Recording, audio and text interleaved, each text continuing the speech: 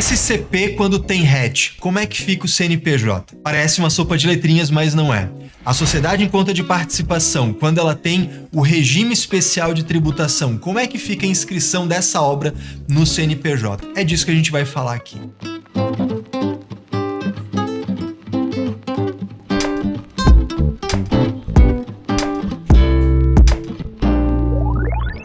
Opa, tudo bom? Meu nome é Caio Melo, sou contador especialista em atividade imobiliária e construção civil e nesse vídeo a gente vai falar justamente sobre isso, né? SCP, RET, inscrição no CNPJ, patrimônio de afetação. Se você se interessa sobre tudo isso, já sabe, né? Toca aqui embaixo, deixa o teu joinha, se inscreve no canal, ativa as notificações, que vai ter muito conteúdo aqui para você entender de contabilidade imobiliária em alto nível. Seja você o contador que vai trabalhar com isso, o advogado que quer entender a parte contábil, ou o empresário que no final das contas quer ser muito bem atendido. 2024 começou com fortes emoções na atividade imobiliária, muitas mudanças e uma delas é sobre o que a gente vai falar nesse vídeo aqui, sobre a SCP, a Sociedade em Conta de Participação, quando ela tem uma obra, um empreendimento, uma incorporação imobiliária e faz adesão ao RET, ao Regime Especial de Tributação. Mudou o entendimento da Receita Federal sobre como esse CNPJ deve ou pode ser feito.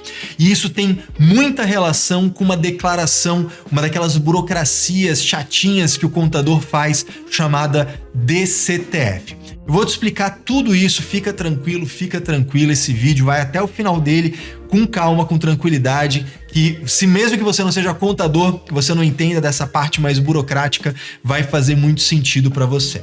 Vem comigo. O Código Civil, ele sempre deixou muito claro, né, lá desde a redação original, Código Civil de 2002, que as coisas da SCP são feitas pelo sócio ostensivo.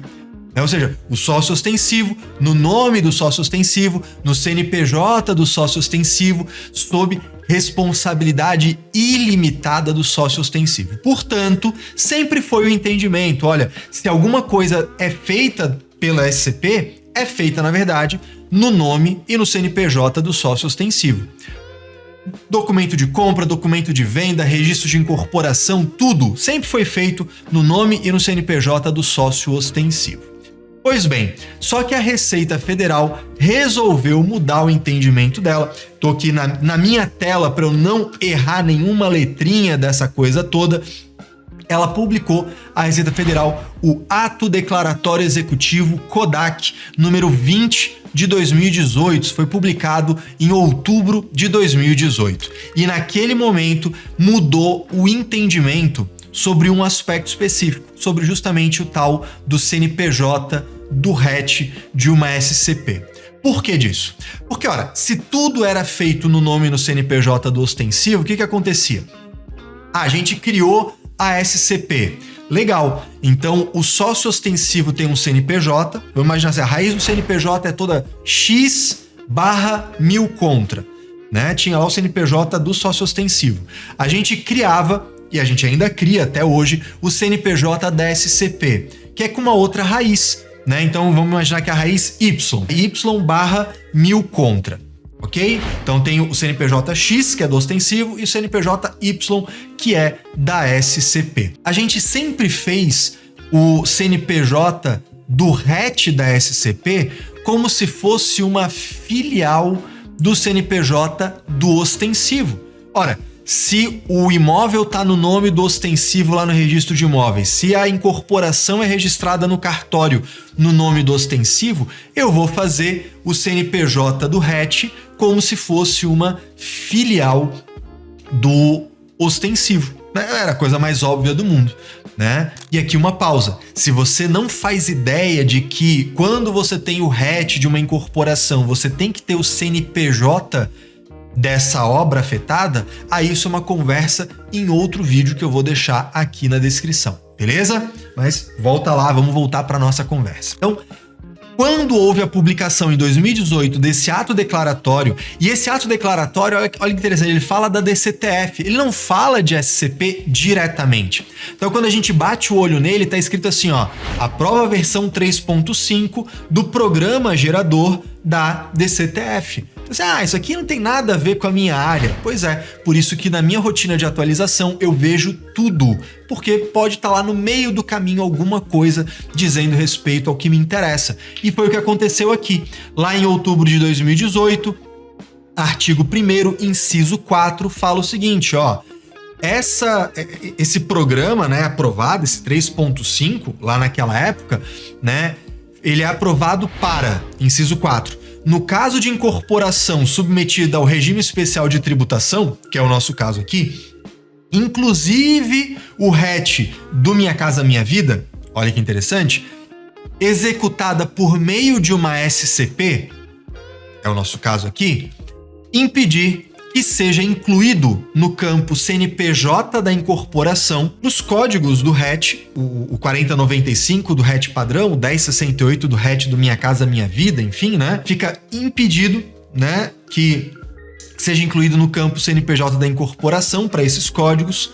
Códigos com indicador de SCP, fica impedido que se coloque o mesmo número de inscrição no CNPJ de uma filial do declarante, uma vez, né, que o número inscrito no CNPJ da SCP é totalmente distinto. Ou seja, para você entender aqui a lógica, né?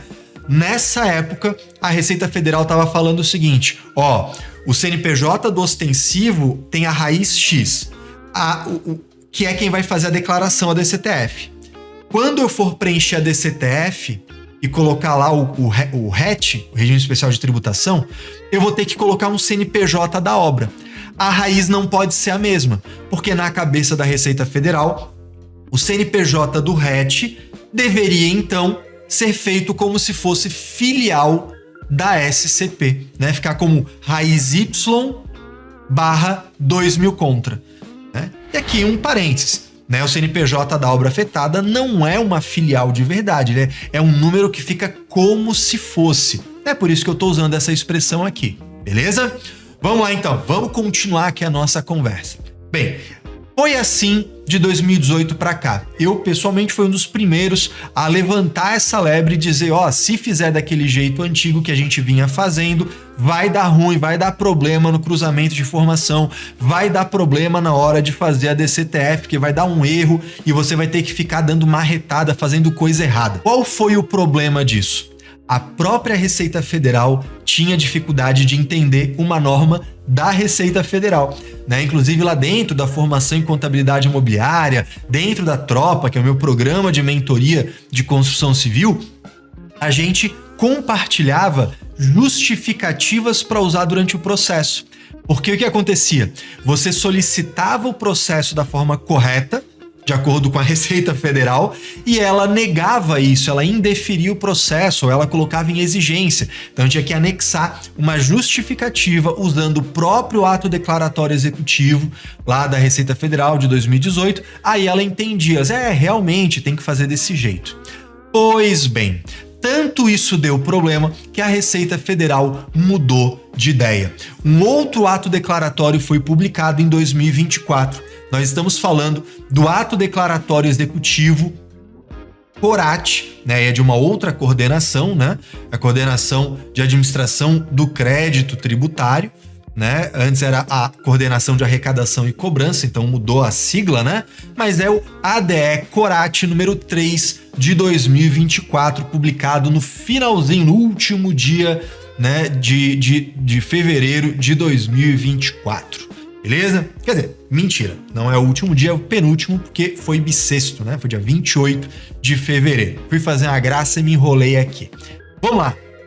Então, no dia 28 de fevereiro foi publicado no Diário Oficial o ADE CORAT 3 de 2024, de novo falando da DCTF, agora aprovando a versão 3.7 da DCTF. E lá, no artigo 1º, inciso 4, de novo o inciso 4 aparecendo pra gente, falando o seguinte, fica aprovada essa versão 3.7, né, que vai ser usada, né, pra parará.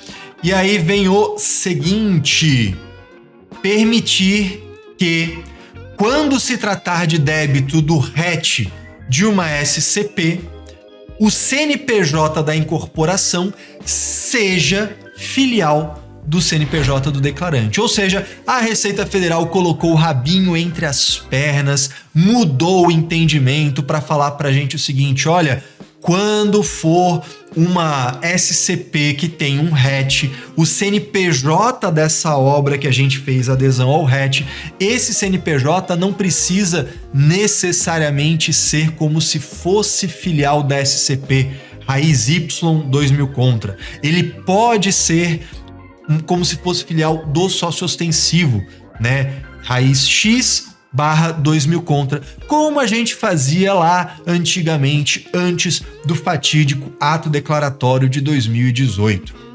Na minha opinião, ficou maravilhoso, ficou muito melhor assim, porque não traz uma regra de erro, não traz uma obrigação de ser de um jeito. E de repente você vai se perguntar: Caio, mas eu já tenho o CNPJ feito do jeito certo antigo, vai dar problema para mim? Não, não vai dar problema para você, porque o que passa agora a prever é o seguinte: a permitir que possa ser desse jeito, porque antes era uma regra de obrigatoriedade. Tinha que ser como se fosse filial da SCP. Agora tá dizendo, não, ó, a gente também vai permitir que seja como se fosse filial do sócio ostensivo. Facilita para todo mundo. Aliás, uma dica aqui, vou dar um spoiler.